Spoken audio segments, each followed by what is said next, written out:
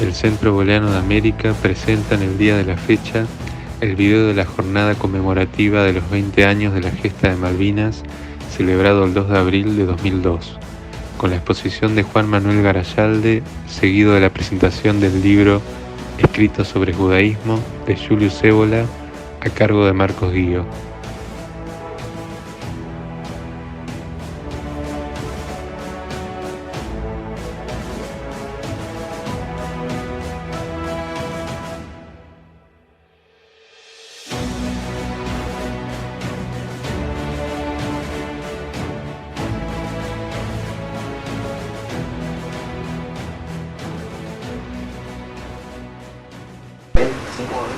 Bueno, lo dejo con el licenciado Juan Manuel.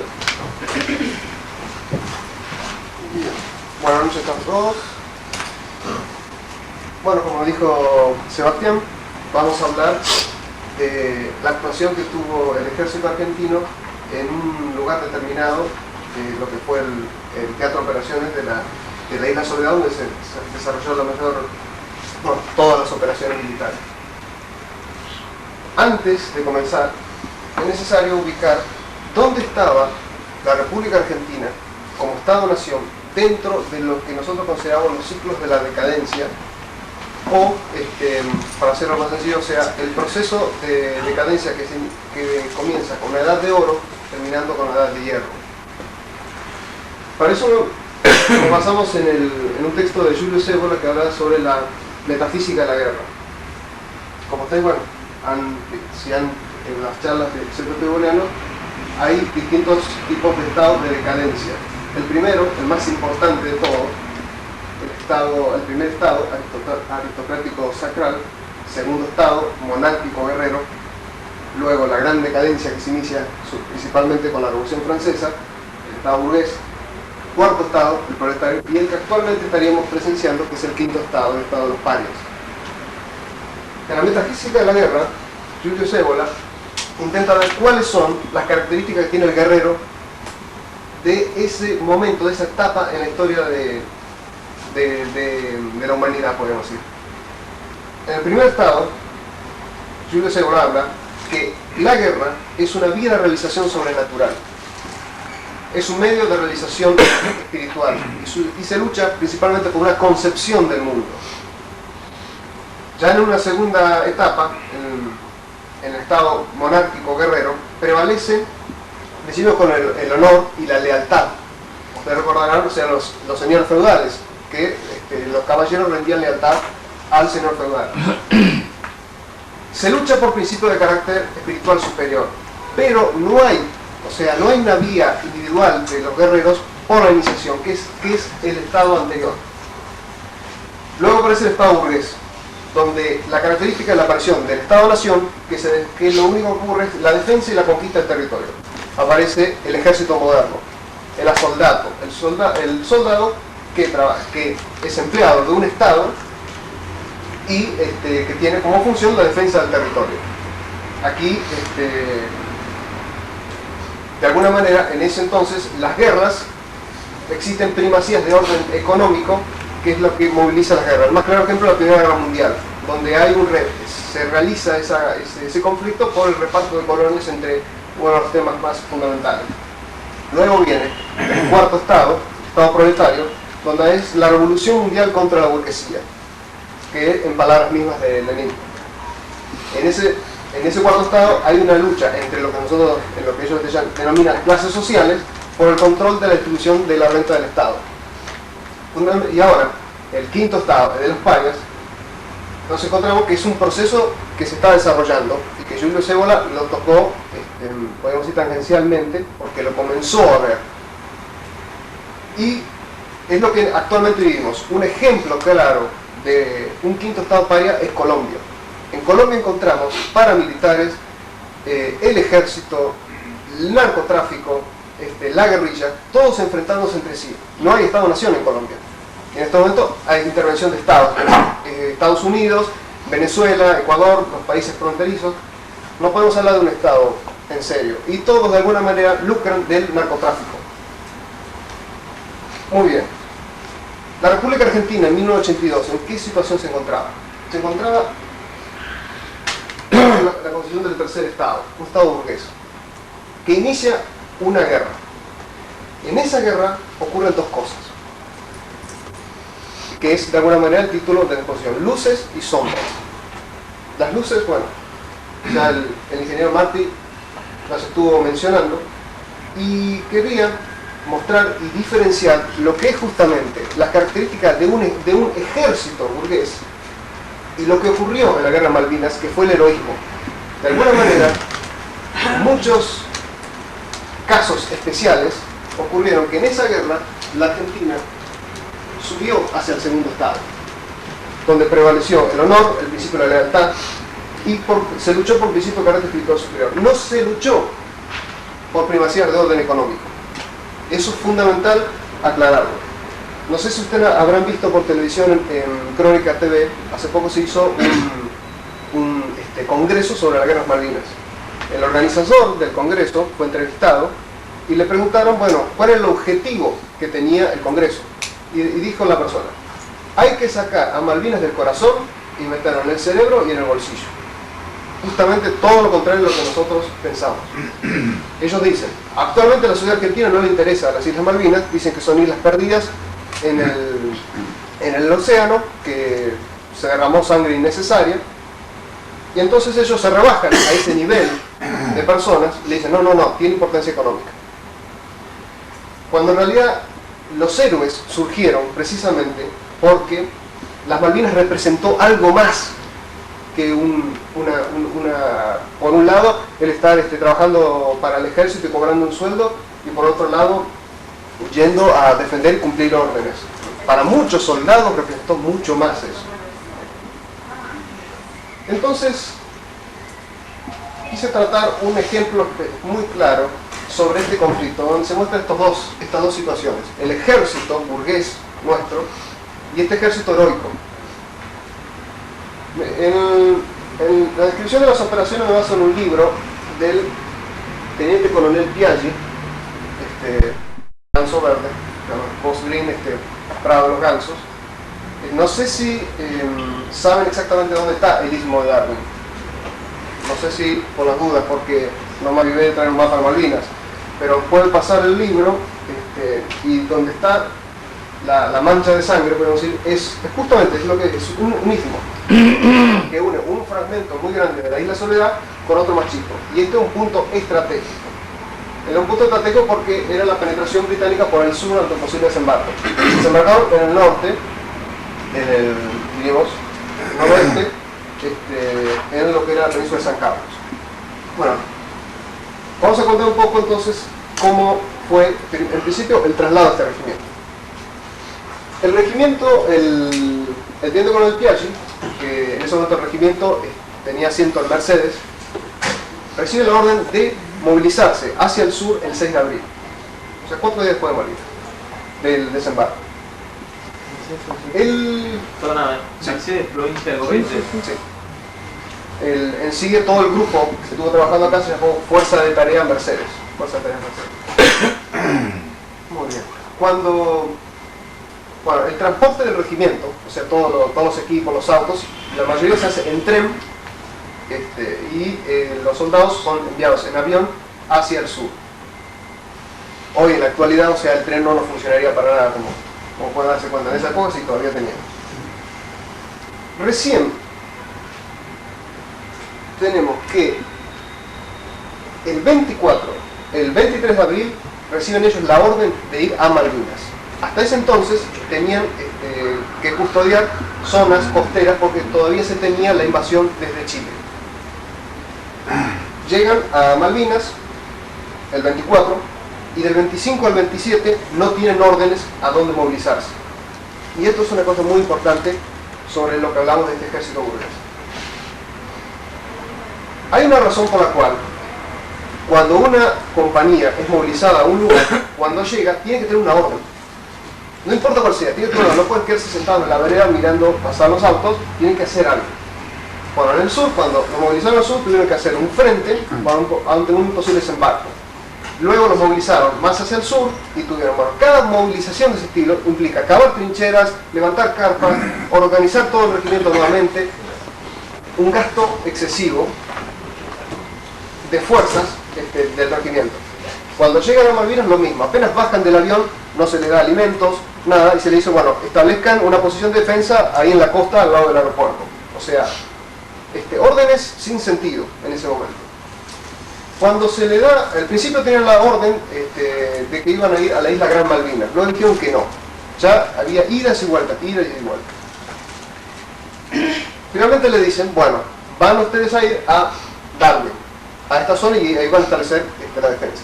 Cuando ellos comienzan la marcha con los autos y los camiones, que en realidad eran prestados, por entonces todo lo que era el equipo pesado del regimiento estaba en Comodoro Rivadavia. Ahí tenían todo en los barcos listos para enviarlo al continente. Enviarlo, a las islas. Resulta que, en principio, ese barco nunca llegó. O sea, el regimiento, podríamos decir que operativo estaba en un 40% y no tenía absolutamente nada. No tenían las cocinas para alimentar a todo lo que se le considera el equipo. No había elementos de zapa, no tenían vehículos, ropa de invierno. Bueno, eso nunca llegó. Tuvieron que improvisar con lo que tenían en ese momento. Bueno, cuando llegan a Puerto Argentino, pasan 3 días, en los cuales luego se le da orden de avanzar entonces y ir hacia Darwin. Cuando comienza la marcha, les informa a 2 kilómetros nomás de haber avanzado saliendo de Puerto Argentino de que no podían continuar, porque había una compañía argentina en un puente, en el puente Fitzroy, que estaban en posición de emboscada, y resulta que no tenían forma de comunicarse con esa compañía para avisar que estos estaban por pasar. Así que tuvieron que volver a Puerto Argentino. Todo el regimiento regresar nuevamente a Puerto Argentino. Eso es la falta de comunicación, la falta de logística, y en principio hay una anécdota que comenta el jefe del regimiento allí, en la cual le dice un soldado le dice, la verdad me parece que sobramos en las Islas Malvinas porque nos están llevando de un lado al otro y nos hacen hacer esfuerzos inútiles. Nuevamente, cada movimiento era cavar pozos, poner las tiendas y considerar la situación climática, el viento que rompe las carpas, la falta de comida caliente por la ausencia de cocina, etcétera, etcétera. Bueno, finalmente logran llegar a la zona de Darwin. Es el día 29 de abril. El 29 de abril comienza a llegar al regimiento. Nuevamente repito, solamente eran tropas con los pocos elementos que tenían, porque todo el resto, todo el equipo pesado estaba en el continente. Y le ordenan organizar un dispositivo de defensa contra un ataque por el sur y contra un ataque por el norte. Estas son las 3 posiciones de defensa sur, y aquí tenían en esta zona que podían penetrar por este lado los británicos otra posición de defensa. Había un pueblo, Darwin, para los gansos, donde había casi 114 personas, población celta. Cuando ellos llegan, comienza inmediatamente en 12 horas ya, el teniente coronel allí, el jefe de la Fuerza Aérea Mercedes, organiza en 12 horas ya toda la defensa, con las hombres que tenían. Finalmente, llegan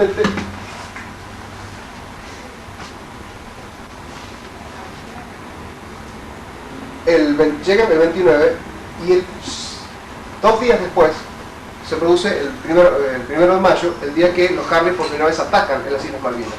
Y aparecen los Harriers también en Darwin. El primer ataque de un Harrier mata a 6 combatientes argentinos y rompe uno de los cucarachos, porque aquí hay una pista de aterrizaje. El 4 de mayo vuelven a pasar los Harriers, pero ellos ya estaban alertados y las antiaéreas bajan 2 Harriers y no se produjo ninguna baja en las tropas argentinas. O sea, sin medios, nuevamente, esto hay que recargarlo, sin logística, aún así se defendía. Bueno, finalmente llegó el desembarco de San Carlos el 21 de mayo. Pero hay que aclarar una cosa. Cuando se inician las operaciones, cuando los británicos atacan, porque ellos no podían avanzar en dirección a Puerto Argentino teniendo este equipo, estas fuerzas aquí, porque podían romperle con un contraataque las vías de abastecimiento a los británicos. Así que tenían que destruir sí o sí, y lo más pronto posible, la zona de Darwin para poder realizar el ataque en Puerto Argentino.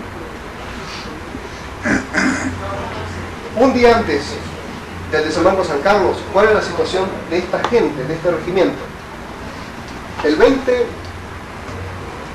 Un día anterior, el 20 de mayo, un soldado argentino que no llegó a disparar un solo tiro muere desnutrido.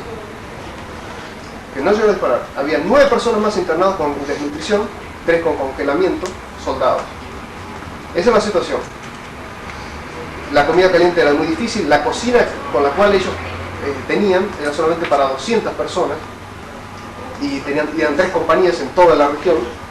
No tenían tarros térmicos, o sea, cuando llegaban a las posiciones de trinchera, imagínense las trincheras, o sea, llenas de agua, barro, cuando les llegaban era todo el alimento frío, había una sola comida fuerte por día, el resto era mate a la mañana y a la noche, o café, en un momento dado cuando la desnutrición aumentó, se daba un caldo de cordero, pero tengamos en cuenta bien eso, o sea, un día antes de que los británicos pisaran Malvinas había un muerto en este regimiento por desnutrición. Finalmente llegan los británicos. Los británicos, según el libro de General Thompson, el jefe de la tercera brigada de paracaidistas, ¿no? General Thompson. Muy bien. General Thompson tenía planificado tomar Darwin en una noche y al amanecer directamente estar sitiando los caseríos, diríamos, donde posiblemente estaba el control del regimiento, o sea, donde estaba el Estado Mayor del regimiento. O sea, en pocas horas. Ese era el objetivo. Ocurrió que los primeros contactos con el enemigo, las fuerzas argentinas debieron retroceder. ¿Por qué? Primero porque no se podían movilizar aparatos pesados, o sea, los pocos cañones que contaban el regimiento no lo podían movilizar porque no tenían auto. Así que al avance británico tuvieron que dejarlo todo, destruirlo y retroceder. Establecen una nueva línea de defensa ante la penetración británica y ocurre un hecho muy importante que en la guerra de Malvinas siempre es recordado. Piaggi ordena a la compañía C del regimiento 25 iniciar un contraataque. Quien la dirigía era el teniente Tevez, el cual fue solamente en las operaciones aquí hubo 2 contraataques, podemos decir. Por eso la importancia del avance antes que la defensa es vital. En ese contraataque, Thompson, el británico, dice que para el ataque que ellos estaban desarrollando durante la noche iba perfecto. Ellos ya creían que al amanecer tomaban toda la posición. Pero ese contraataque los tomó completamente desprevenidos, las tropas británicas quedaron desorientadas en el terreno ante el contraataque. Principalmente es el valor de esos soldados que hicieron el ataque, primero sin contar con municiones suficientes, el teniente muere, luego asume un cabo, el cabo también muere, y termina un soldado manejando el contraataque, que también muere el soldado. Finalmente le ordenan la retirada, porque ya los británicos estaban de alguna manera fortaleciéndose en el norte, y una imagen característica que siempre describe Piaggi es que mientras ellos están tratando de ordenar lo poco que tienen, llevando munición o comida para adelante, ellos ven los helicópteros británicos que están abasteciéndose a las tropas de ellos, movilizando cañones de un lado al otro, cuando ellos no tenían absolutamente nada. Llega finalmente un nuevo ataque británico y nuevamente un segundo contraataque donde ocurre otro hecho muy famoso, que es la muerte del coronel Jones del ejército británico, que hay 2 versiones, una en que es muerto, según Thompson, es muerto por una trinchera argentina que había estado en silencio y al paso los británicos disparan y muere este coronel Jones. La versión del teniente coronel Piaggi es que, en cambio, ocurrió que Jones levanta una bandera blanca y va a parlamentar con el que en ese momento dirigía la compañía que estaba iniciando el contraataque, y Jones le impone la rendición, el argentino la rechaza y se va corriendo a su trinchera. En ese entonces siente el argentino que le están disparando desde atrás. Cuando se da vuelta lo ve al teniente coronel Jones apuntándolo, y él da vuelta y lo mata al teniente coronel Jones. Come Centurión. Come Centurión, exactamente. Finalmente, hay que tener en cuenta que mientras estas operaciones existían, al no tener los equipos de comunicación del regimiento que estaban allá en la República Argentina, en el barco, esperando, No se podían comunicar con las líneas, no sabían cuándo estaban retrocediendo, cuándo avanzaban, y los británicos empezaron a romper las distintas compañías y los rodeaban. Los soldados argentinos no era que se rendían, en este caso por lo menos, no era que se rendían, sino que dispararon hasta la última bala. Y luego sí, daba la orden de rendirse. O situaciones en las cuales el oficial al mando les decía: retrocedan ustedes, yo me quedo a defender la posición. Y había situaciones en que esa misma persona que se ofrecía a defenderla estaba herida. Ese fue el caso de la compañía quien la dirigía. Los soldados mismos lo agarraron y se lo llevaron. Y el tipo quería quedarse a defender la posición para proteger la retirada de sus soldados. Finalmente podemos decir que llega el 29 de mayo, en la cual las tropas británicas ya habían desembarcado por el sur y comenzaban a hacer un cerco sobre lo que sería el punto principal donde estaba el Estado Mayor del regimiento del Coronel Piaggi. Logra comunicarse Piaggi con Puerto Argentino y no había ningún tipo de movilización de contraataque. O sea, mientras estaban aquí atacando a los ingleses y de alguna manera el regimiento le ofrecía resistencia y un poco de tiempo para que reaccione Puerto Argentino, eso no ocurrió. O sea, normalmente el ataque no se implementó durante la guerra Malvinas, fue una guerra de posiciones. Simplemente se esperó que los ingleses los atacaran y los sacaran de los lugares donde estaban, las trincheras.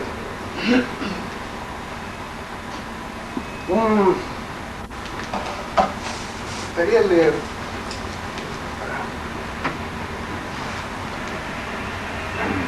Resulta que al teniente coronel Piaggi lo visita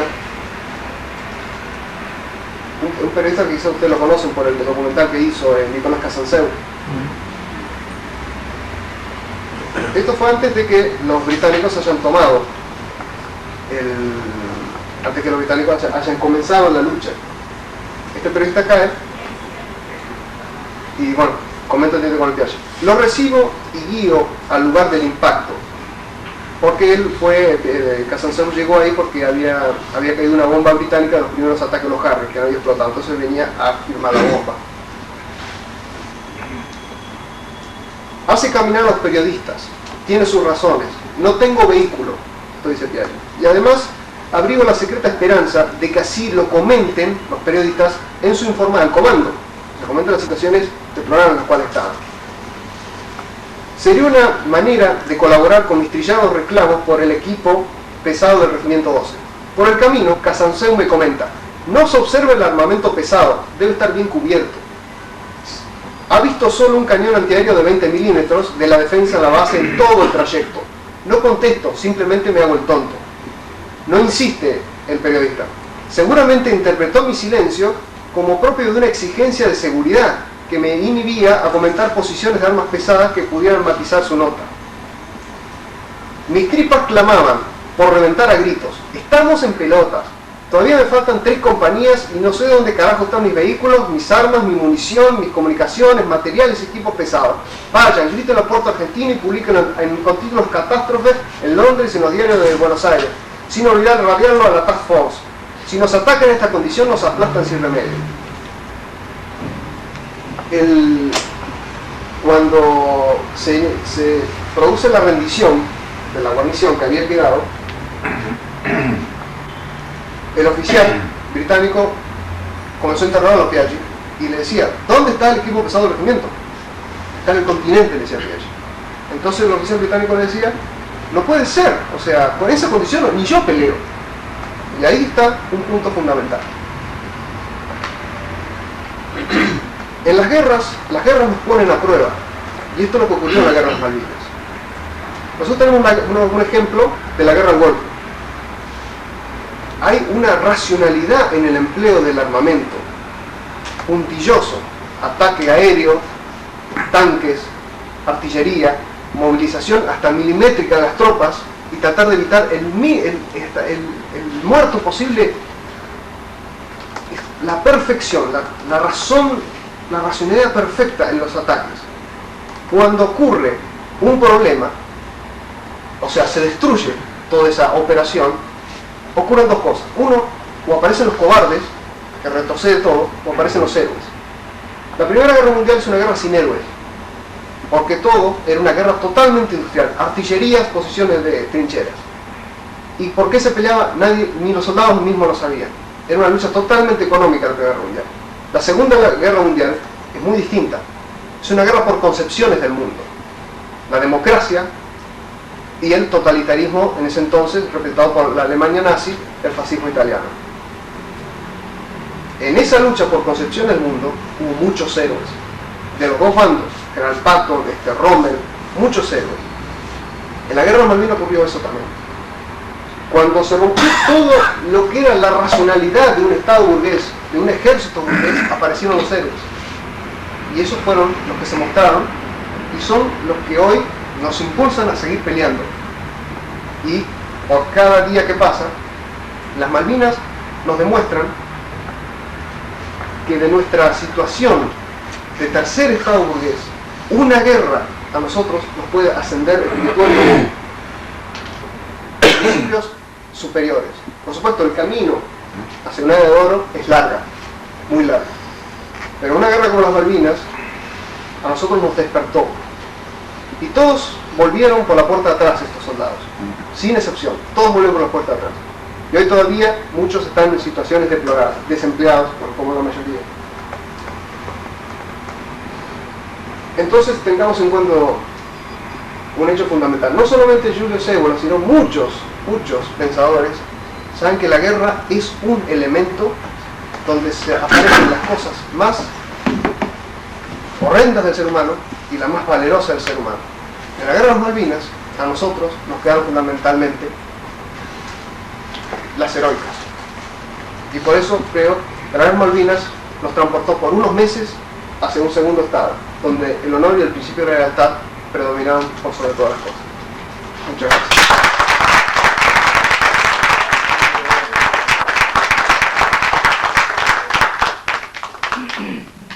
Bueno, querida audiencia, vamos a hacer un corte, un break de 5 minutos y después los invito a que nos traslademos al otro salón donde continuamos la jornada de hoy con la participación del licenciado Guío, que nos va a presentar la nueva obra traducida por Ediciones Heracles de Julius Evola, escrito sobre el judaísmo.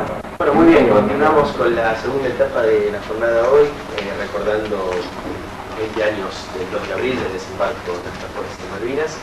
Y bueno, lo vamos a seguir haciendo en una parte con la presencia del licenciado Marcos Río, presentando, como dijimos antes, la última novedad editorial de Ediciones Heracles, escrito sobre el judaísmo de Julius Evola, un referente obligado de la alta y verdadera intelectualidad occidental del siglo pasado y de la posteridad, sin lugar a dudas. Les comento las novedades que tenemos tanto en las Ediciones Heracles, con este libro, sobre el judaísmo de Evola, y con la publicación del Fortín. El Fortín está en su tercera etapa. Hoy hemos traído el nuevo número, que equivale al número de abril de este año. Y tenemos un nuevo sistema de suscripciones, por los cuales la persona que esté interesada en la suscripción para obtener el diario puede hacer una suscripción de 10 pesos, por lo cual se le entregan 5 números, incluyendo gastos de envíos y 2 ejemplares atrasados gratis, que pueden ser elección de la antigua época del Fortín o de los últimos 2 ejemplares que se editaron antes del actual. O si no, también la otra posibilidad que pueden adquirir y obtener son 10 números a 18 pesos el total de suscripción, incluyendo también los gastos de envío y 2 números atrasados. En el caso de que tengan todos los números atrasados y que estén al día, de Fortín, pueden a elección también llevarse uno de los libros editados por Ediciones Heracles, llamada Serie de Cuadernos Tradicionales sobre Julius Evola, el espíritu legionario de Cornelio Proverano, o El Rito y la Guerra. Y El Rito y la Guerra es un pequeño opúsculo que el licenciado Marcos Río ha redactado en determinado momento, que es una reflexión muy profunda que nos vincula con parte de lo que también el licenciado Garayalde nos expuso en la primera parte de la reunión, sobre el significado metafísico de lo que fue la gesta heroica de Malvinas, comprendiéndolo desde el punto de vista tradicional, desde el punto de vista boliano. Así que es un libro que para aquellos que no lo tengan los invito a tenerlo luego al final de la charla, no solo por ser relativo a los 20 años de Malvinas, sino que es una obra importante para entender cómo los conceptos heroicos de la tradición se reflejan aquí entre nuestro pueblo y en nuestro espíritu como argentinos y como nacionalistas. Así que bueno, sin más los dejo con el licenciado Guido y después brindaremos, como dije antes, a tener una reunión por estos 20 años de Malvinas, que son 20 años de victoria y no de derrota. No, agregando a lo que ha dicho el amigo Sebastián, nosotros ante el requerimiento de varias personas que solicitaban tener acceso a la antigua colección del Fortín, porque el Fortín, quizás ustedes no sepan, es una publicación muy antigua, del año 1985 que se empezó a editar.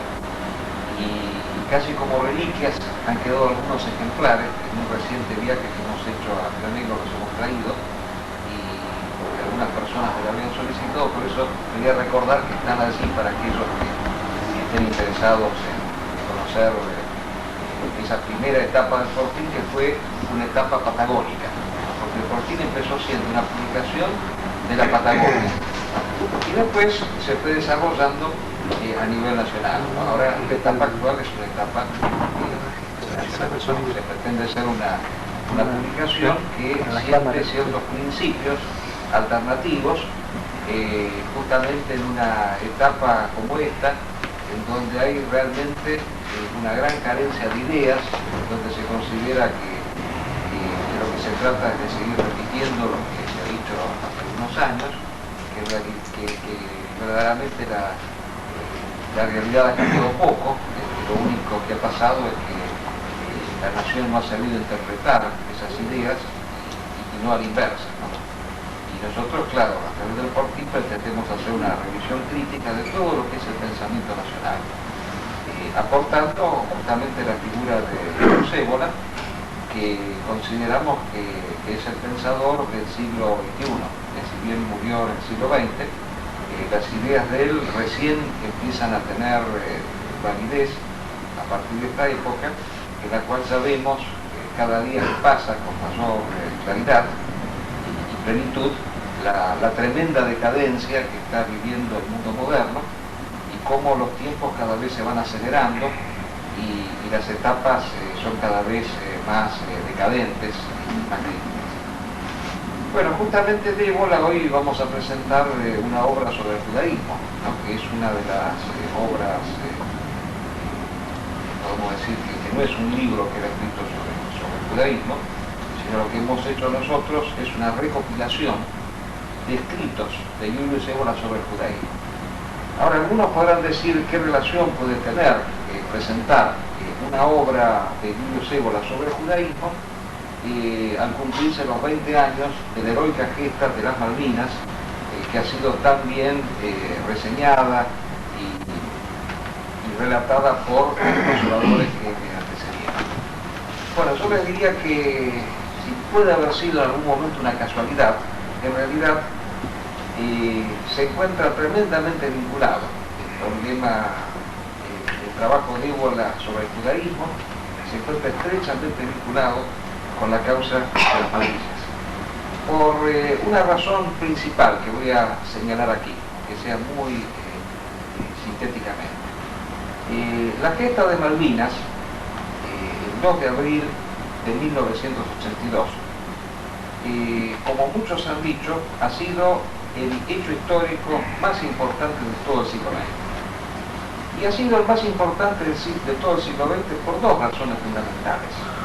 Porque fue un periodo, digamos así, breve de tiempo, que duró 72 días, duró la guerra de las Malvinas, empezó el 2 de abril y terminó el 14 de junio, a través del cual pudieron salir a luz, aunque sea por una etapa muy breve, todas aquellas fuerzas positivas y negativas simultáneamente que se anidaban en nuestra nación. Y por fuerzas positivas nosotros podemos referirnos explícitamente a algo que se ha dicho anteriormente en las exposiciones anteriores. La Argentina, la nación argentina, desde el año 1852, a partir de la derrota que padeciéramos en la batalla de Caseros, batalla que significó un cambio sustancial y radical en la historia argentina y en la constitución de la mentalidad argentina.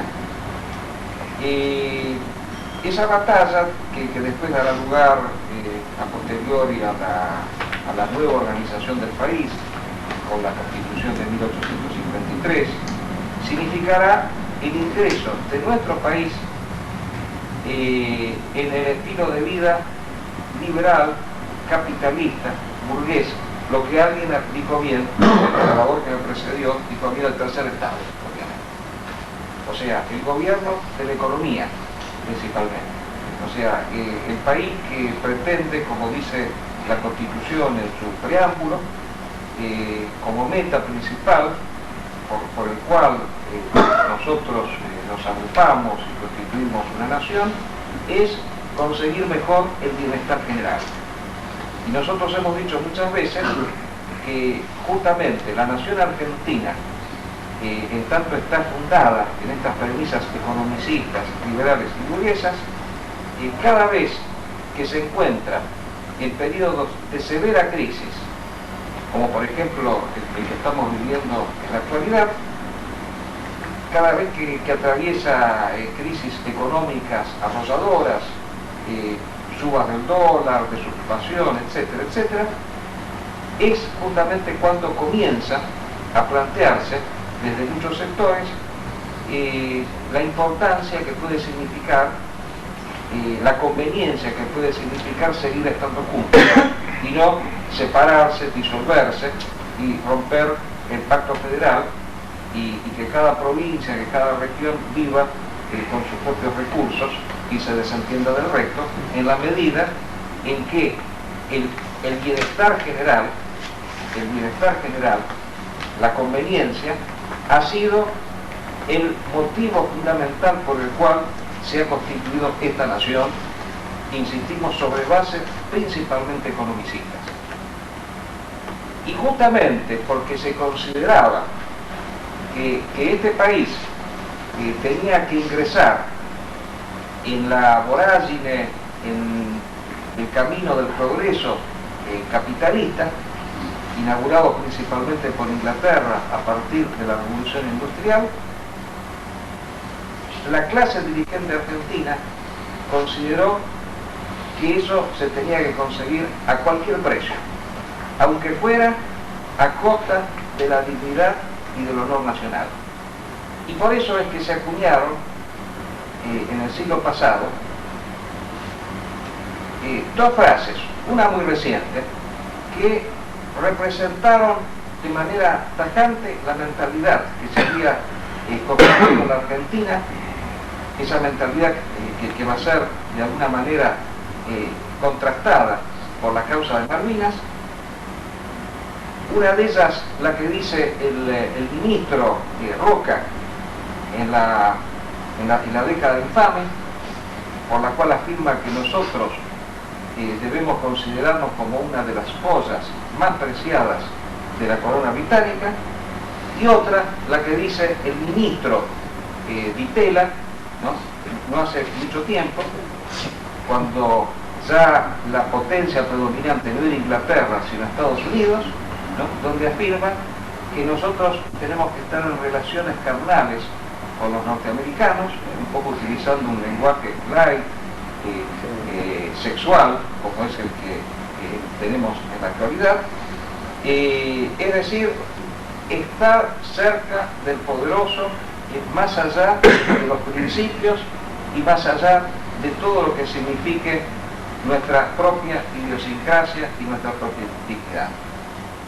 Y henos aquí que el 2 de abril de 1982 se dio una excepción total a esa regla que podemos decir fue una constante en la historia argentina.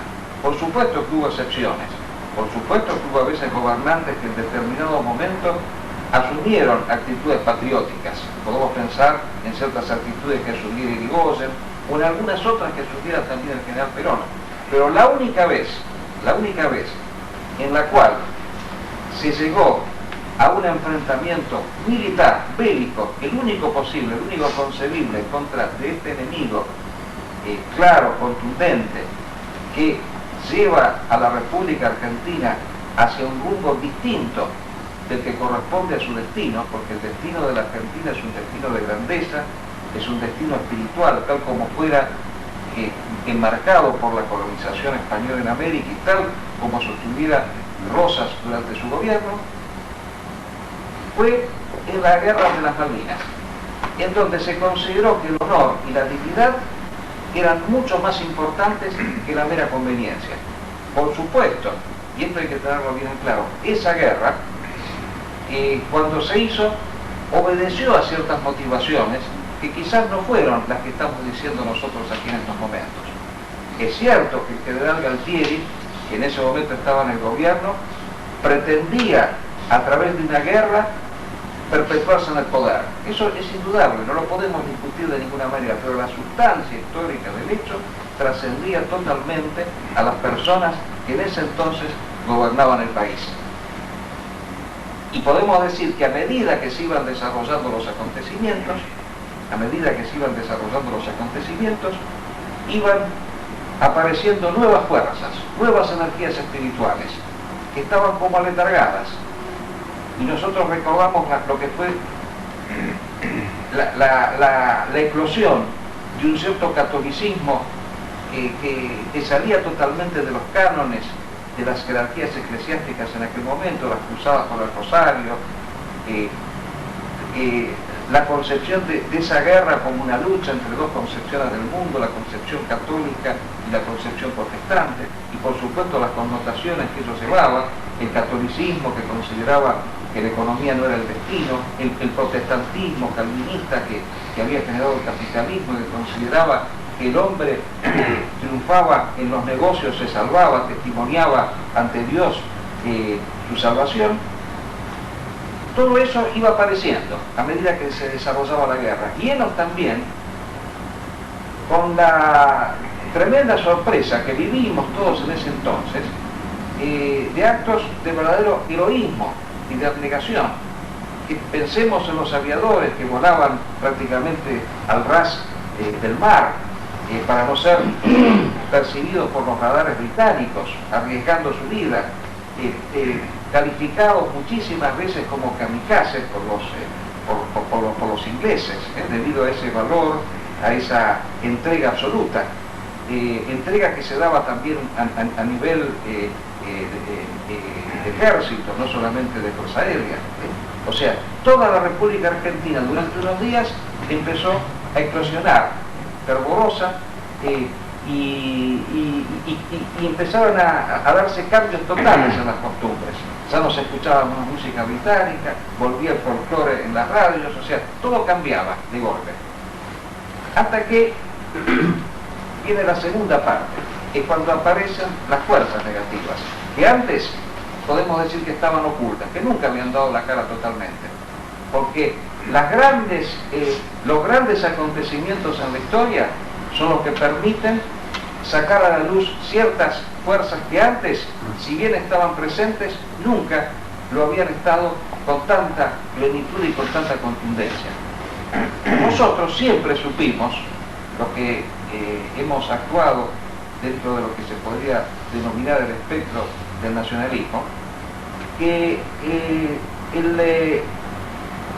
detrás de la historia hay otra historia, que hay fuerzas ocultas y secretas que actúan por detrás de los bastidores.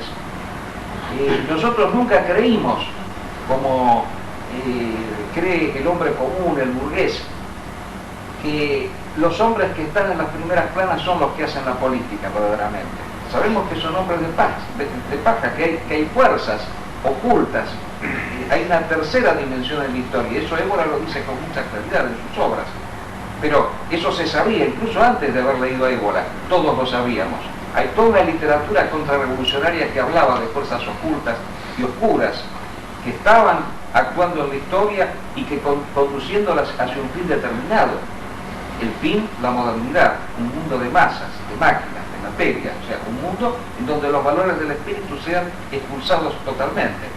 Y la teología también nos decía que eso era una obra satánica, la constitución de un hombre entregado puramente a los deleites materiales, olvidado totalmente del espíritu, de Dios, etc. Y también señalábamos una cierta conspiración. Era muy usual dentro de la literatura contrarrevolucionaria escuchar hablar de una conspiración judeo-masónica. Toda una historiografía argentina nos hablaba del accionar de la masonería en nuestra historia, los presidentes masones, Mitre, Sarmiento, Avellaneda, que querían llevar el país hacia el capitalismo. Se hablaba de la masonería como aquella fuerza de la burguesía, la aliada de Gran Bretaña, etc. Y después se ahondaba más y se decía que detrás de eso estaba también la fuerza del judaísmo. Pero lo que nunca se había dicho y que apareció en Malvinas fue lo que una fuerza que si bien antes para nosotros podía haber sido un producto de ambivalencia, de ambigüedad, podríamos haber supuesto que luego del Concilio Vaticano II la Iglesia Católica había ingresado a la modernidad, pero suponíamos siempre que podía seguir siendo una fuerza espiritual importante para rectificar el rumbo del mundo. Nunca nos pudimos imaginar, y eso fue directamente lo sorprendente y lo que a muchos nos abrió los ojos con respecto a Malvinas, que en pleno conflicto, cuando se estaban desarrollando las acciones bélicas y heroicas más importantes, a las cuales hemos hecho referencia, ya antes nosotros sospechábamos con respecto a ciertas actitudes, ciertas ambigüedades en las declaraciones de los obispos. Por ejemplo, declararse a favor de la paz, pero no a favor de la victoria. Y recordábamos también que en ciertas parroquias se decía que el soldado argentino que luchaba en Malvinas pecaba porque mataba. Pero nunca nos imaginamos que pudiera haber venido un papa aquí en la República Argentina a solicitar a gritos la rendición de los argentinos, en nombre utilizando por supuesto eufemísticamente un lenguaje que significaba la paz a cualquier precio, la paz con Inglaterra. Y enos aquí que luego de esa presencia papal que apareció justamente en pleno conflicto, cuando se estaban desarrollando las batallas fundamentales en la guerra de las Malvinas, nosotros notamos de repente un cambio esencial en la sociedad argentina. Esos valores heroicos que aparecían por parte de los soldados debido a la profunda influencia que tenía dicha autoridad espiritual, de repente cambiaron. Y vimos a un ejército rendirse de una manera cobarde, hay que decirlo, realmente, ¿no? Sin luchar, sin pelear, un jefe militar dejar abandonado el gorro cuando tenía cuando va a firmar una rendición. Y no solamente eso, vemos a un comandante de un barco hundido explicar cómo lo hundieron un barco, cuando cualquier persona que ha leído tratados de guerra naval puede recordar el ejemplo del capitán del Graspi que muere antes de entregar un barco. Y fue en ese entonces cuando yo quiero hacer memoria de esa profunda confusión que se vivía en la guerra de las Malvinas, ¿no? Cuando no se sabía quién estaba con uno, quién estaba con otro. Veíamos a un jefe de Estado confundido al lado del Papa, renunciando rápidamente, sin quedarse al frente, decir, no, vamos a seguir luchando. No, de golpe todo se terminaba de repente. Y ayer escuchábamos a un exponente de un movimiento carapintada, vamos a decirlo, rico, ¿no? Cuando le preguntaban, ¿usted qué le pasó en Malvinas? Y explicaba que él se rompió el tabique Nazar en la guerra de Malvinas. Leímos dentro de esta, digamos así, confusión,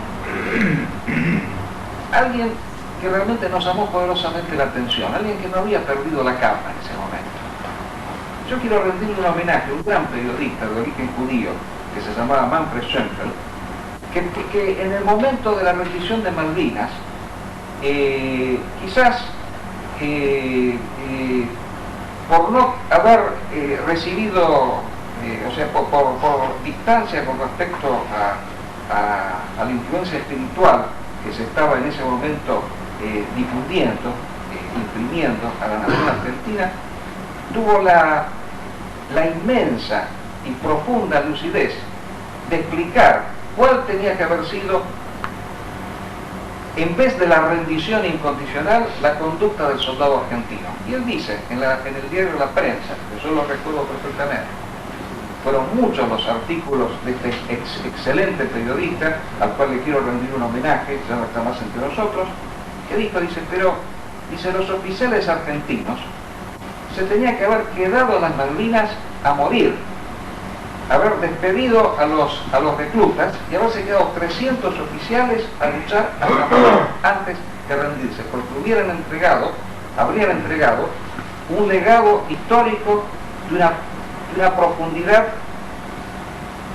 impresionante, le hubieran dado a nuestra historia una sustancia mucho más profunda y hubieran evitado esta otra debacle que estamos viviendo aquí en la Argentina, de argentinos que huyen, que se escapan, porque no encuentran nada, no encuentran valores, no encuentran ejemplos, modelos en quien identificarse.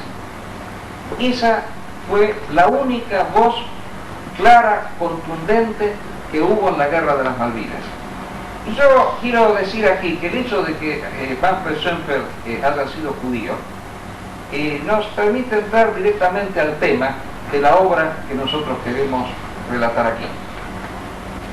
Julius Evola es un autor crítico con respecto al judaísmo, profundamente crítico. Él se encuadra dentro de todas las corrientes que podríamos calificar como antijudías, críticas con respecto al accionar del judaísmo. Podemos decir que esas corrientes se pueden dividir en tres grupos, en dos grupos. Una sería la corriente integrista católica, que considera una enemistad teológica con el judaísmo, y otra es la corriente nazi biológica, que es aquella que también, a similitud de la vertiente integrista católica, considera que el judío es la causa principal de la crisis y de la decadencia del Occidente.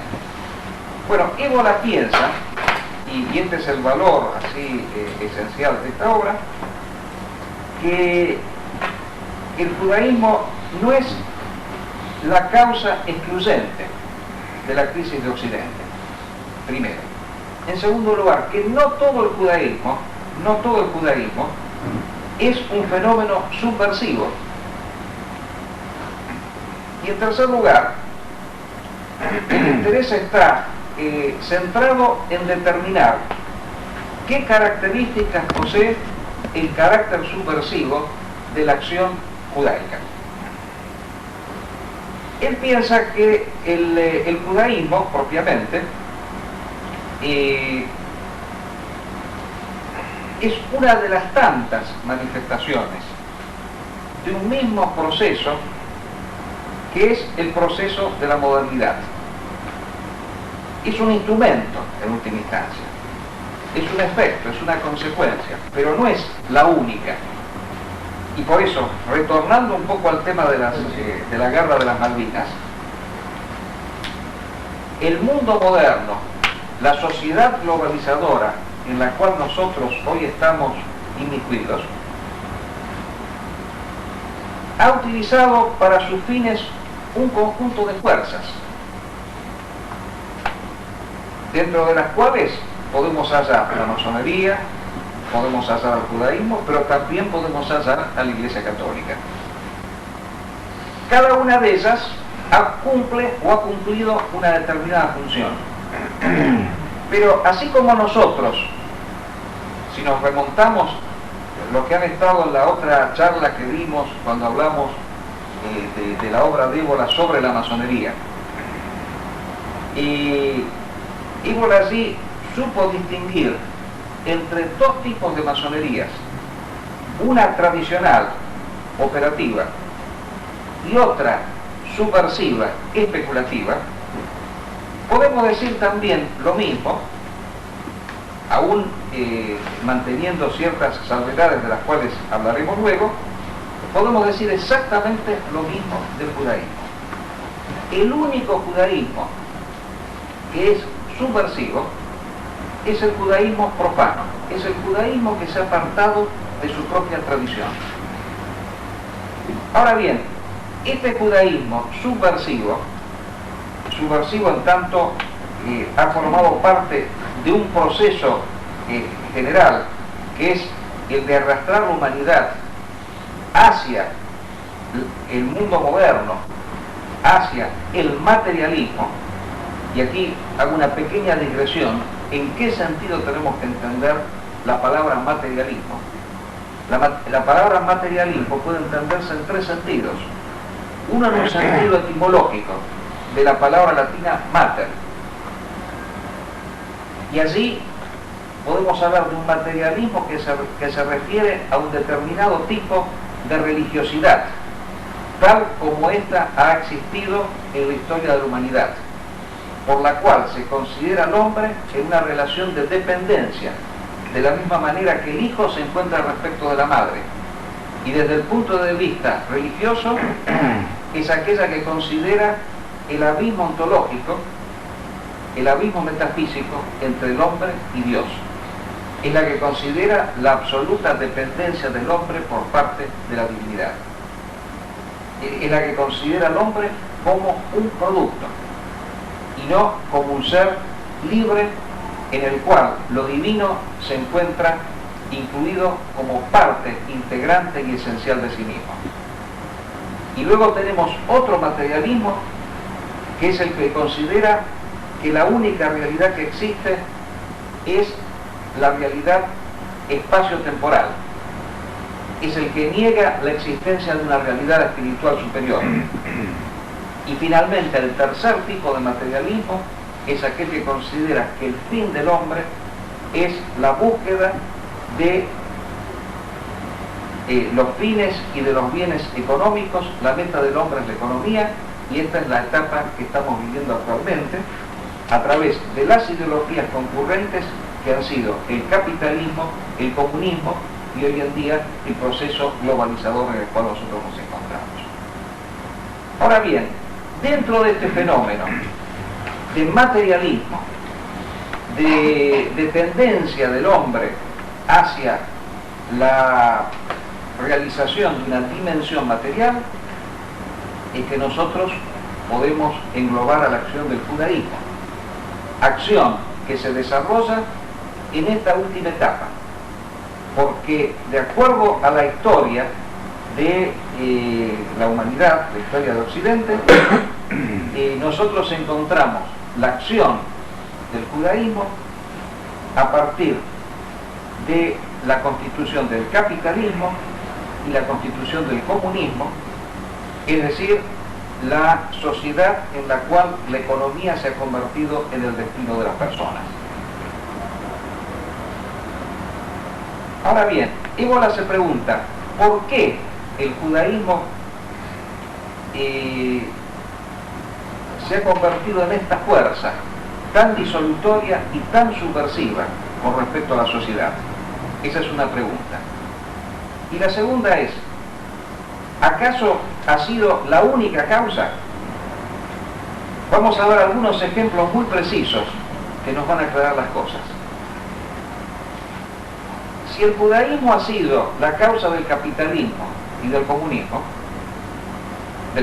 de manera evidente, ya que varios autores han demostrado la influencia del judaísmo en la Revolución Rusa, por ejemplo, y el capitalismo y el comunismo representan, de acuerdo a lo que explicó Garayalde en la exposición anterior, las etapas del tercer y del cuarto estado. En realidad, estos fenómenos no aparecieron solos, fueron preparados por otras tendencias y manifestaciones, como ser, por ejemplo, el absolutismo monárquico. El absolutismo monárquico tuvo en común con el capitalismo y el comunismo la postura de quitarle al Estado el carácter de sacralidad.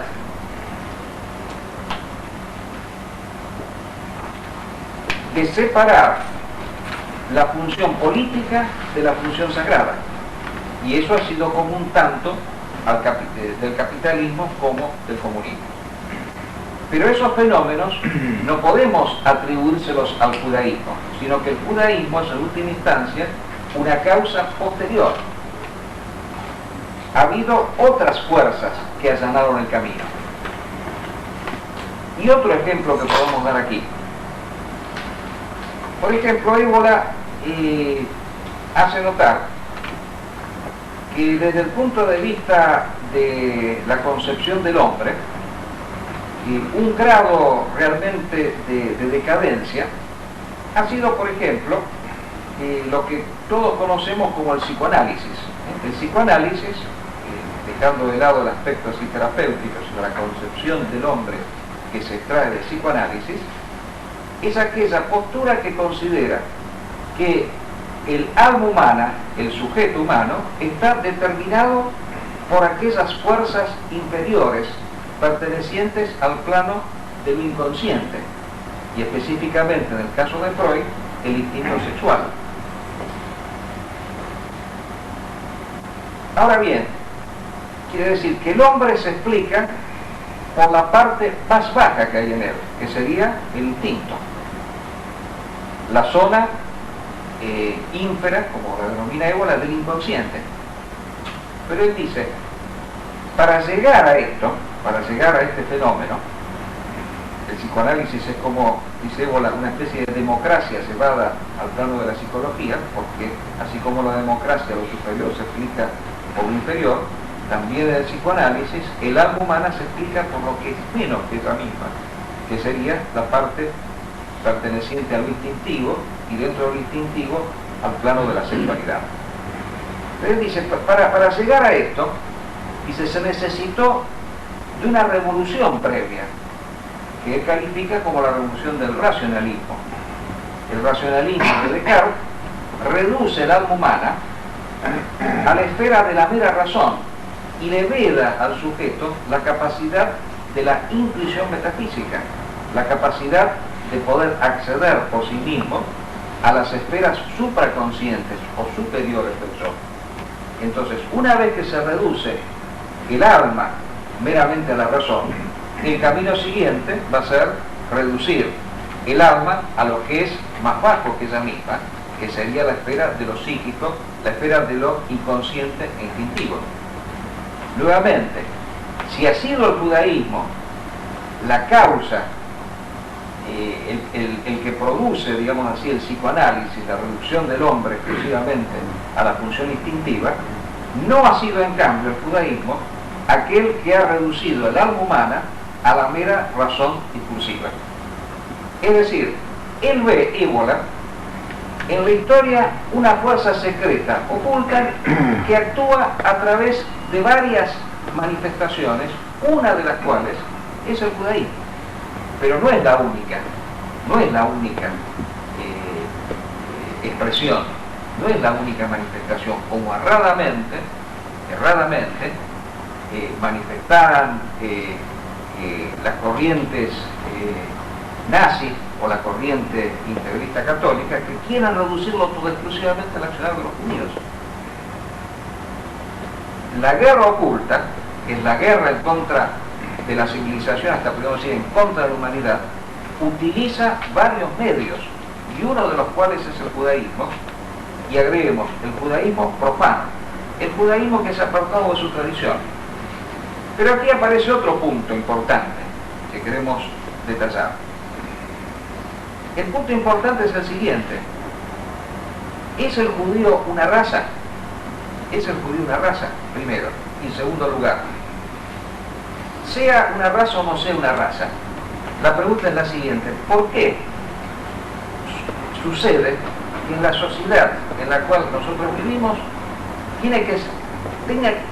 tuvo que ser el judío aquel que ha desarrollado de manera más contundente más aguda todos los fenómenos regresivos, el psicoanálisis, por ejemplo la psicología criminalística hebraica que aparece aquí, en donde demuestra cómo una serie de autores judíos tratan de despenalizar totalmente el delito, en fin, una serie de fenómenos, el tema de la economía como destino del hombre, o sea, una serie de fenómenos destructivos. Bueno, este es un punto crucial. El judío dice, no es una raza, como sostiene por ejemplo el nazismo. Dice, es al contrario un conjunto de razas, llega a decir un caos étnico. Porque, fíjense ustedes, los llaman semitas a los judíos. Eso es un error muy grande, porque la mayoría de los judíos no son de origen semita, no son orientales. Cuando el Estado de Israel sostiene actualmente que los que allí habitan, los judíos que allí habitan, son los descendientes de los hebreos que habían estado con los hijos de Abraham, etcétera, etcétera, no es así. Porque se ha demostrado, y autores judíos se encargaron de demostrarlo, que la mayoría de los judíos son de origen khazar, tártaro. El imperio khazar, que era un imperio que estaba en el mar Caspio, es un imperio de pueblos tártaros que se convierten al judaísmo, y de allí es lo que se explique que eran judíos rubios, de ojos azules, y no la mayoría sean de piel blanca y no de piel morena, como en cambio son los semitas, que serían los judíos sefaradíes, que también están. Entonces dice, este pueblo judío tiene una característica especial. Es un pueblo que justamente no es una raza como otros. Dice, es un caos étnico, pero que ha sido mantenido, de algún modo, asujetado por leyes muy estrictas. Porque no hay ley más dura y más rígida que la ley judía. Es una ley que abarca absolutamente todo, desde cuestiones religiosas hasta cuestiones higiénicas. Y dice, justamente, dice, otros pueblos no, dice, tienen otras características que los identifican, que no son solamente la ley, la lengua, la raza, pero dice, como el judío no es una raza, lo único que lo mantiene junto es la ley. Y una ley rígida que para que pueda perpetuarse como pueblo, exige que el mismo viva apartado. El gueto, dice Evola, en realidad no es una condena para el judío en la historia, en toda su historia. Cuando el judío vive en la diáspora, vive en gueto durante un periodo largo de tiempo, hasta incluso parte de la edad moderna vive en gueto. El gueto no es solamente una cuestión de la Edad Media. Incluso cuando las fuerzas alemanas ingresan a Polonia, también había un gueto que era el barrio judío. Dice, es una exigencia misma del judío, apegado a su tradición, vivir separado, para evitar, digamos así, contaminaciones con otras culturas. Dice, el problema no viene por allí. Dice, el problema viene cuando el judío se separa de la tradición, rompe con la tradición. Dice, ¿qué pasa cuando rompe con la tradición? Dice, cuando rompe con la tradición, y como si suceden dos cosas. Esta fuerza, este caos étnico que se mantenía unido, de repente se libera. Y aparte se le agrega otro detalle, que es este, que durante años a este judío se le prometió la llegada de un Mesías, y nunca se concretó esa circunstancia.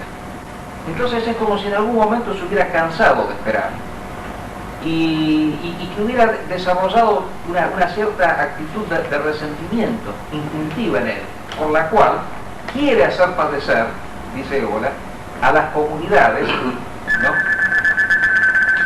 los conflictos y las frustraciones que él mismo ha tenido por no poder constituir un Estado. Quiere decir que en tanto no ha podido hacer un Estado, quiere que los otros tampoco hagan Estados. Por eso es una fuerza destructiva de la nación. Y dice, entonces, ¿y qué ha hecho? Dice, ha generado este espíritu economicista, materialista extremo en la sociedad, materialismo que tiene sus orígenes equivocadamente desde mi punto de vista, Évola dice que en realidad cuando quiere rebatir con los nazis que querían dividir a la humanidad entre arios y judíos, él ve en el racismo nazi unas limitaciones tremendas, porque por ario se entiende exclusivamente individuos de piel blanca, y lo único que no sería ario sería aquello que no es ni judío ni de piel de color. Y él dice, en realidad ario hay que entender una dimensión espiritual que implica un tipo de manera, un modo de enfrentarse frente a la realidad, un modo de concebir lo sagrado distinto de otro modo, en el cual estaría incluido el judío, pero no exclusivo del judío, que sería el modo semita. Dice, hay como dos razas propiamente, la raza aria y la raza semita. Por supuesto hay términos medios, pero estos serían los dos polos.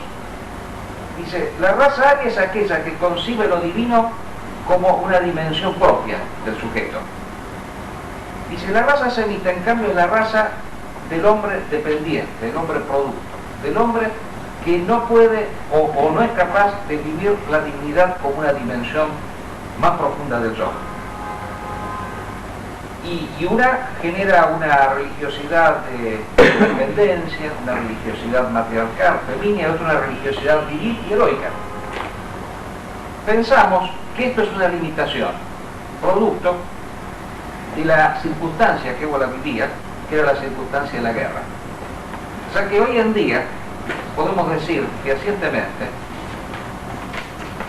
que esa característica heroica no aparece en los pueblos arios y en cambio sí está apareciendo en los pueblos semitas, por ejemplo los exponentes del fundamentalismo islámico, que han dado manifestación muy clara de lo que es una religiosidad viril y heroica.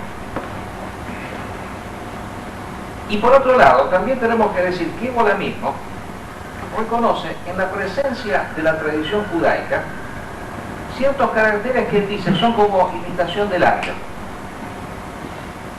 Él dice la religiosidad judaica parte, como toda religiosidad semita, parte de un principio que es el principio de la dependencia.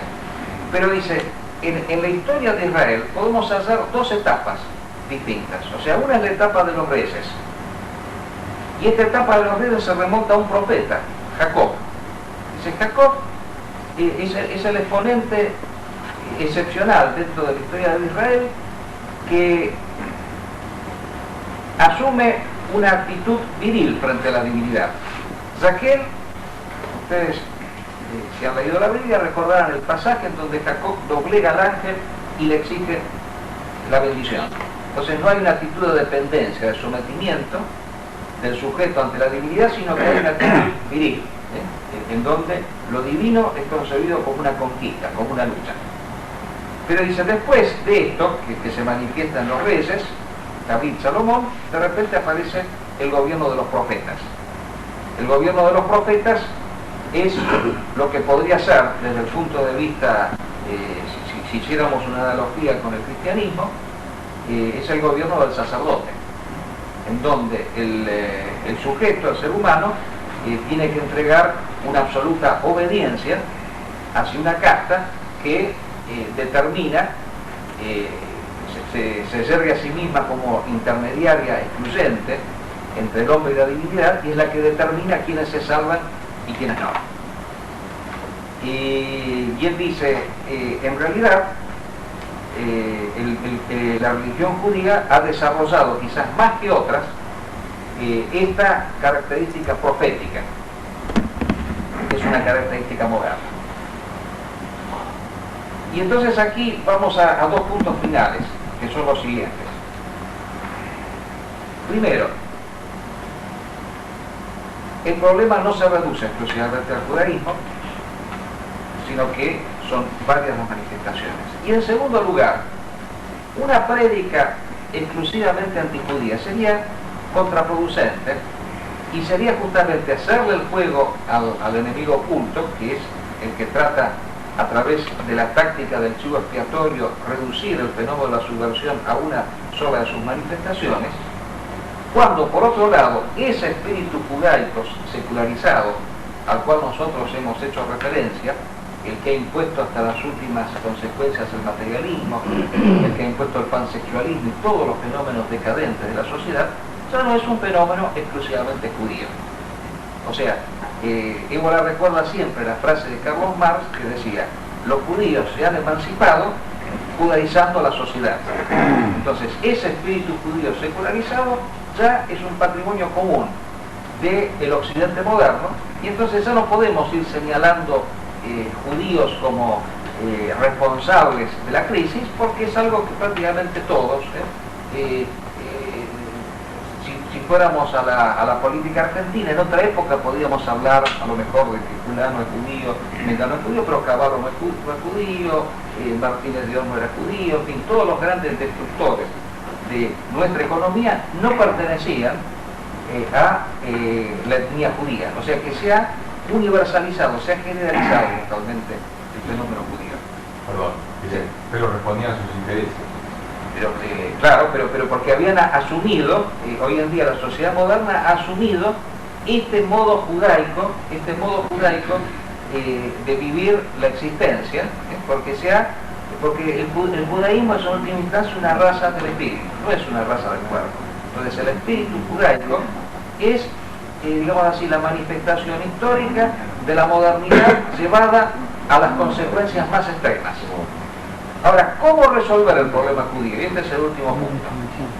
Aquí podemos decir que claro, también hay una gran diferencia, ¿no?, con la concepción integrista católica, que dice que el problema judío se resuelve con la conversión de los judíos al cristianismo.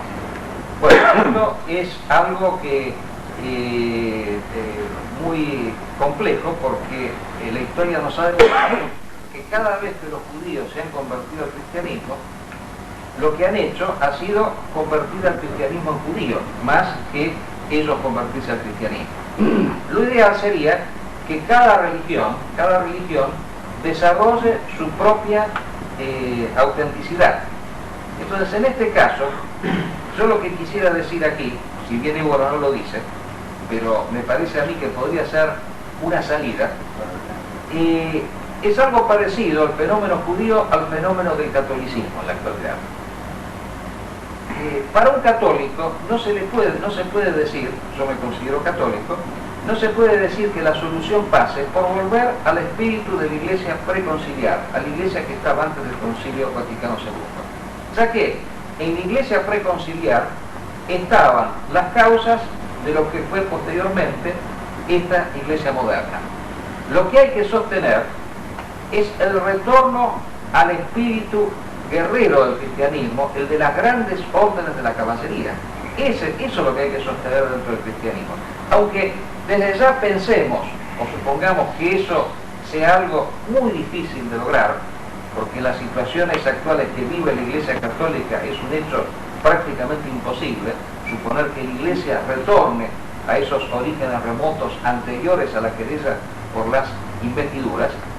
Sin embargo, puede ser formulado, aunque sea como una idea o como una medida, por la cual los que somos católicos en Sudamérica, el catolicismo es la manifestación de nuestra religión, tenemos que cultivar ese espíritu. Aunque sepamos que la Iglesia no va a llegar en algún momento, es importante cultivar ese espíritu. Y en el caso del judío, habría que decir también, si bien no lo manifiesta Ébola, que la solución pasaría porque el judío profano retorne en algún momento al espíritu de su religión, pero no al espíritu del Talmud, no a la religión de los profetas, sino que intente regresar a la religión de los reyes, a la religión de Jacob. O sea, que intente buscar dentro de su propia religión aquellos elementos viriles y heroicos, que evidentemente pienso que pueden estar latentes y pueden estar presentes, porque, volviendo a lo que dijimos nosotros al comienzo, Manfred Schemper se tiene que haber inspirado posiblemente en su inconsciente, en esos principios heroicos que no son hallables de ninguna manera en el judaísmo profano, que es realmente un enemigo de la nación argentina. Señores, presentamos entonces, ya he perdido la cuenta de cuántas obras de Julius Evola ha traducido nuestro centro de estudios. Esta obra, quiero agregar un detalle más, consta de dos partes. Una de ellas es un escrito de Évola que se titula Tres aspectos de la cuestión judía, que es un intento de Évola por tratar de explicar el problema judío en una época en la cual, estamos hablando de la época prebélica, era un problema muy urticante, muy difícil, y sin embargo creemos que sigue teniendo actualidad y vigencia porque él es capaz de salir del antisemitismo nazi. Y eso es muy importante, porque el antisemitismo nazi es un antisemitismo biológico que reduce el hombre exclusivamente a la dimensión del cuerpo. Y en última instancia, no se diferencia mayormente de cierto judaísmo racista que también sostiene que los judíos tienen que mantener una pureza de sangre. En realidad, el problema del judío y el problema de las razas en general es un problema espiritual. Y la segunda parte de la obra, la segunda parte de esta obra, es una recopilación que hemos hecho nosotros de artículos sobre el problema judío escritos por Évola en dos revistas que aparecen en la época de la guerra, que son La Vita Italiana y La Difesa de la Raza, ¿no?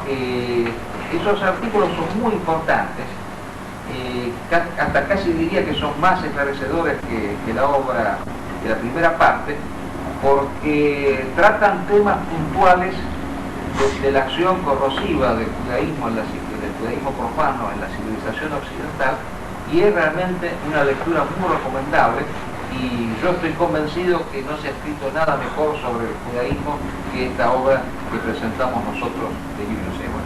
Bueno, señores, invito a todos a leer esta obra y dejo la palabra aquí al presentador.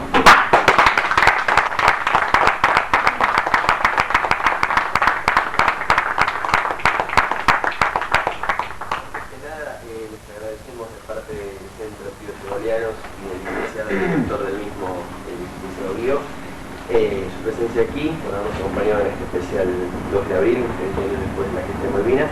Bueno, con algunos anuncios los voy a dejar referido a la exposición que el licenciado Guió nos presentó y a esta misma obra nueva de Julius Evola, escrito sobre el judaísmo, que pone a su alcance Ediciones Heracles. Hay algunas obras conexas del mismo sello editorial Heracles que, si a ustedes les interesa y todavía no las tienen, podrían adquirirlas en conjunción y en armonía con el tema tratado aquí. Algunas de ellas son, por ejemplo, de Manuel Marinsky, La Guerra Oculta, que ha sido hace poco presentada por el sello editorial, los escritos sobre la masonería de Julius Evola, la misma obra del licenciado Marcos Guío, El rito y la guerra, respecto a las palabras introductorias que realizó sobre el tema de Malvinas, y en el último fortín que se acaba de editar, sobre el 2 de abril, hay un interesante artículo en la página final llamado Los ritos de la derrota, que denotan la, para muchos de nosotros, nefasta actuación papal en el conflicto del año 82, descendiendo el espíritu de estas Fuerzas Armadas y, como bien dijo el licenciado, haciéndolos claudicar ante un enemigo que no tiene nada que ver con nuestra concepción del mundo. Antes de despedirme, quisiera dejarlos con una breve esquela que envió un amigo del Centro de Estudios Ebolianos, el doctor y profesor Jorge Zurutuza, que por razones de salud no pudo acompañar, que le había sido invitado por el licenciado también a tener unas palabras, y es algo que quiere dejar a los amigos de la audiencia como una reflexión sobre este 2 de abril. 2 de abril del año 2002, a la querida audiencia mancomunada por el sagrado vínculo del sentido nacional y del amor a la patria. A 20 años de la magna gesta que constituyera un hito, quizás el más intenso de nuestra existencia como nación, envío por escrito esta fervorosa adhesión a la reunión conmemorativa de la epopeya. Lo hago desde el lecho de la enfermedad, la cual no me permite participar en presencia física, pero como dijera Napoleón Bonaparte, a la larga el espíritu triunfará sobre la espada y la materia. Y es en esa convicción en la que me hago presente de esta manera. No brego por una devolución diplomática de las islas, sino por una reconquista física y espiritual. Posiblemente pueda yo llegar a verla o aún también a presenciarla físicamente y compartirla con ustedes. Nuestros jóvenes de hoy, cuya luz permanece encendida, deben comprender que en su momento y al decir de la providencia, volverán a nuestras amadas Malvinas, porque ese es el mandato del destino y de la historia. Les agradezco en nombre del Centro de Estudios Ebolianos su presencia y quedamos en contacto para la próxima jornada. Buenas noches.